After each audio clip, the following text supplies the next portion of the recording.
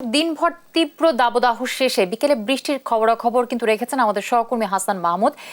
এই বিষয়ে বিস্তারিত জানাতে এই মুহূর্তে স্টুডিওতে আমার সাথে যুক্ত হয়েছেন আমাদের সহকর্মী হাসান মাহমুদ। আমি যুক্ত হচ্ছি তার সাথে। হাসান, কি অবস্থা, কেমন আছেন? জি আছি, অনেক ভালো আছি। আপনি কেমন আছেন? এই তো আমিও আসলে বলবো একই কথা, যে অনেক গরমের মধ্যে এক পশলা বৃষ্টি, একটু শান্তি আসলে মিলেছে। তো আমি আসলে যে বিষয়টি বলতে চাচ্ছি যে বেশ কিছুদিন ধরেই কিন্তু আসলে ভ্যাপসা একটা গরম ছিল, সেখান থেকে হঠাৎ করে আসলে এক পশলা বৃষ্টি বা যদি যেটাই বলি না কেন সামান্য ক্ষণের জন্য বৃষ্টি হয়েছে, একটু স্বস্তি মিলেছে রাজধানীবাসীর। তারপরও কিন্তু ভ্যাপসা গরমটা আসলে যায়নি। তো এই নিয়ে আসলে আবহাওয়াবিদ কি বলছেন বা আবহাওয়া অফিস থেকে আসলে কি বলেছে যে এই ভ্যাপসা গরমটা আর কতদিন থাকতে পারে?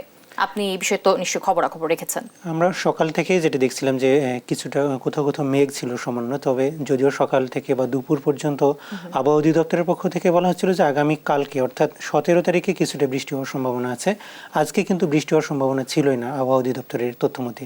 কিন্তু বিকেল নাগাদ আমরা দেখলাম যে 4টার পরে কিছু সময়ের জন্য হালকা বৃষ্টি হয়েছে। সেটা পুরো রাজধানীতে কিন্তু না, কোথাও কোথাও হয়েছে, আবার কোথাও কোথাও হয়নি। সেটি কিন্তু নিঃসন্দেহে কিছুটা স্বস্তি দিয়েছে। তবে আমরা যেটি আবহাওয়া অধিদপ্তর থেকে বলা হচ্ছিল আগামী 7-8 দিন পর্যন্ত আবহাওয়ার এই যে তাপমাত্রার যে তাপদাহ সেটা কিন্তু বাড়তেই থাকবে এবং আগামী হয়তো 20 তারিখের পরে, হ্যাঁ, আমি দর্শকে যেমনটি বলছিলাম যে 20 তারিখের পর 42 ডিগ্রির দিকে যেতে পারে। এই বিষয়টি আসলে আপনি কি মানে আবহাওয়াবিদ কি বলেছেন? 20 তারিখের পরে আসলে 42 ডিগ্রি সেলসিয়াস তাপমাত্রায় যেটি যেতে পারে এবং এর আগের বছর আমরা দেখেছিলাম যে সর্বোচ্চ তাপমাত্রা কিন্তু 43 ডিগ্রি সেলসিয়াস রেকর্ড করা হয়েছিল বাংলাদেশে। সেটির একটু কম হতে পারে এবার। এবং তবে আবহাওয়া অধিদপ্তর থেকে যেটা বলা হচ্ছে যে গত বছর কিন্তু থেমে থেমে বৃষ্টি হয়েছিল, আবার থেমে থেমে কিন্তু তাপমাত্রা বেড়েছিল।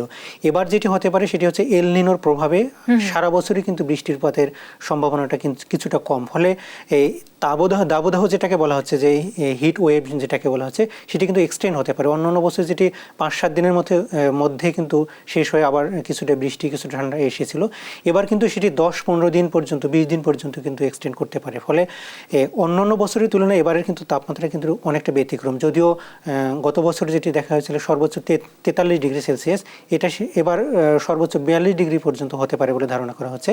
তবে কিন্তু সেটি এক্সটেন্ডটা অনেক বেশি হতে পারে বলে আবহাওয়া অধিদপ্তর থেকে আশঙ্কা করা হচ্ছে। সেক্ষেত্রে কিন্তু আসলে এই যে যারা ছোট থেকে শুরু করে বয়স্ক এরকম অনেকেই কিন্তু অসুস্থ হচ্ছে, কারণ আবহাওয়ার তারতম্যের কারণে কিন্তু আসলে অনেকেই অসুস্থ হচ্ছে, শিশু থেকে শুরু করে বৃদ্ধরা। আপনি তো চিকিৎসকের সাথে কথা বলেছেন, আপনার প্রতিবেদনে দেখলাম।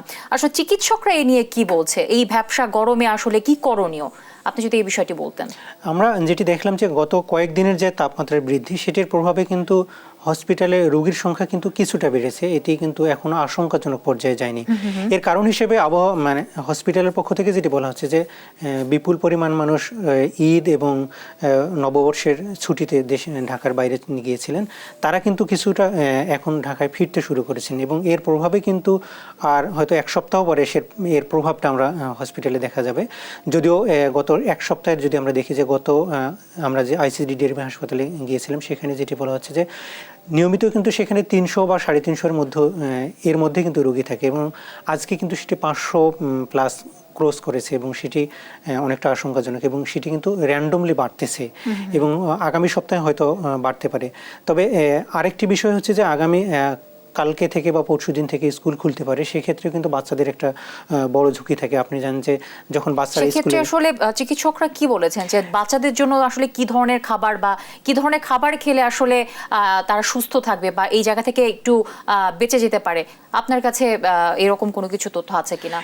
একটি বিষয় হচ্ছে যে বাচ্চারা যখন স্কুলে যায় তখন কিন্তু বাইরের খাবার বেশি খায়, বিশেষ করে জাঙ্ক ফুড যেমন ফুচকা বা বাইরের খাবার, পানি, এগুলো কিন্তু বেশি খায়। এই কারণে চিকিৎসকরা যেটি বলছিলেন বাচ্চার মা এবং অভিভাবকদেরকে এখানে আসলে সতর্ক থাকতে হবে। বিশেষ করে গরমে আসলে পানি খাওয়ার, যেটা পানি খাওয়ার এবং প্রয়োজনে বাচ্চাদের সাথে খাবার দিয়ে দেওয়া, বাসা থেকে খাবার দিয়ে দেওয়া, যাতে তারা রাস্তা থেকে আসলে খেতে না হয়। এবং যদি একান্ত প্রয়োজনে কাউকে বাইরে যেতে হয় তাহলে ছাতা ব্যবহার করা কিংবা রোদটাকে যতটুকু সম্ভব অ্যাভয়েড করে চলার কথা বলছেন চিকিৎসকরা।